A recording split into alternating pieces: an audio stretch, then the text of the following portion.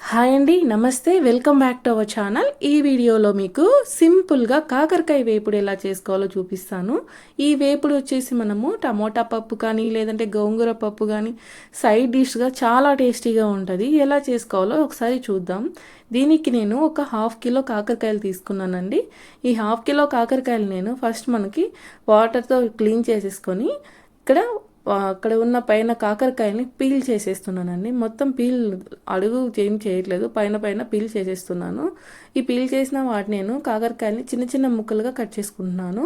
రౌండ్గా కట్ చేయట్లేదండి. రౌండ్గా కట్ చేస్తే మనకి ఫ్రై చేసుకోవడానికి కొంచెం టైం ఎక్కువ పడుతుంది అనేసి నేను చిన్న చిన్న పీసెస్గా కట్ చేసుకుంటున్నాను. సో ఇవన్నీ కట్ చేసుకొని పక్కన పెట్టేసుకొని మనము ప్రాసెస్లోకి వెళ్దామండి. ఇవి మనం ముక్కల్ని పక్కన పెట్టేసుకోండి. తర్వాత ఇక్కడ నేను ఒక ప్యాన్ తీసుకుంటున్నానండి. ఆ ప్యాన్లో ఒక 2 స్పూన్స్ ఆయిల్ వేసి, ఆయిల్ హీట్ అయిన తర్వాత జీలకర్ర, ఆవాలు, కరివేపాకు వేసేసుకొని మనం కట్ చేసి పెట్టుకున్నటువంటి కాకరకాయ ముక్కలను కూడా వేసుకోవాలి.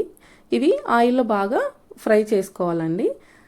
ఇక్కడ మనము 1 స్పూన్ పసుపు, 1 స్పూన్ సాల్ట్ కూడా వేసి ఒక లిడ్ క్లోజ్ చేసి బాగా 10 మినిట్స్ దాకా మనము మీడియం టు హై ఫ్లేమ్లో పెట్టేసి మనకి కాకరకాయని బాగా ఫ్రై చేసేసుకోవాలి.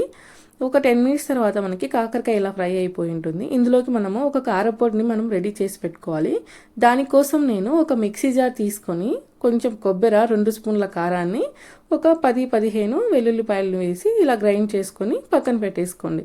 తర్వాత 10 మినిట్స్ తర్వాత మనకి చూస్తే మనకి కాకరకాయ ఇలా వేగిపోయి ఉంటుంది. అందులోకి మనము గ్రైండ్ చేసి పెట్టుకున్నటువంటి ఈ కారపొడిని వేసేసుకొని 2 to 3 మినిట్స్ మనము లో ఫ్లేమ్లో ఫ్రై చేసుకుంటే మనకి ఎంతో టేస్టీగా ఉండే మన కాకరకాయ ఫ్రై రెడీ అయిపోతుందండి.